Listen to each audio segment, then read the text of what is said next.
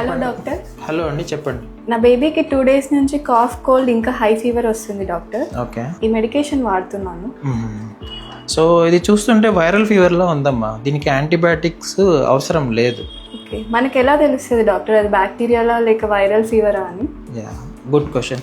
So చాలామంది పేరెంట్స్కి ఉన్న డౌట్ ఏంటంటే ఈ వైరల్ ఫీవర్ని అండ్ బ్యాక్టీరియల్ ఫీవర్ని ఎలా డిఫరెన్షియేట్ చేస్తారని చెప్పేసి. సో ఈరోజు మనం ఈ వీడియోలో డిస్కస్ చేద్దాం. సో బ్యాక్టీరియల్ ఫీవర్ అనేటువంటిది సింగిల్ సిస్టమ్ ఇన్వాల్వ్మెంట్ ఉంటుంది. లైక్ మనకి బ్రెయిన్లో ఇన్ఫెక్షన్ అయితే మెనింజైటిస్ అంటారు, లంగ్స్ ఎఫెక్ట్ అయితే నిమోనియా అంటారు, యూరినరీ ట్రాక్ట్ ఇన్ఫెక్షన్ అంటే మనకి యూరిన్లో ఇన్ఫెక్షన్ అవుతుంది. అదే వైరల్ ఇన్ఫెక్షన్కి వచ్చేసరికి మల్టీ సిస్టమ్ ఇన్వాల్వ్మెంట్ ఉంటుంది. లైక్ పిల్లలకి fever, rash, cough cold, loose motions ఇలా 2-3 సిమ్టమ్స్ అనేవి కలిసి ఉంటాయి. ప్లస్ వైరల్ ఫీవర్ అనేది ఒక ఫస్ట్ 2-3 డేస్లో హై పీక్లోకి వెళ్ళిన తర్వాత నెమ్మదిగా దాని ఇంటెన్సిటీ అనేది 3వ రోజు, 4వ రోజు, 5వ రోజుకి తగ్గిపోతుంది. కానీ బ్యాక్టీరియల్ ఫీవర్లో యాంటీబయాటిక్స్ ఖచ్చితంగా వాడిన తర్వాత మాత్రమే దాని ఎఫెక్ట్ అనేది తగ్గుతుంది. పారాసెటమాల్ ఇచ్చిన తర్వాత వైరల్ ఫీవర్లో బేబీ ఫీవర్ అనేది డౌన్ అయ్యి యాక్టివ్గా, అలర్ట్గా ఇంతకు ముందులాగానే ఆడుకోవడం, తినడం చేస్తారు. అదే బ్యాక్టీరియల్ ఇన్ఫెక్షన్లో ఇంటర్ఫిబ్రల్ పీరియడ్ అప్పుడు కూడా బేబీ బాగా డల్ లుకింగ్, సిక్ లుకింగ్ అనేది ఉంటుంది. ట్రీట్మెంట్ పార్ట్ వచ్చేసి మనకి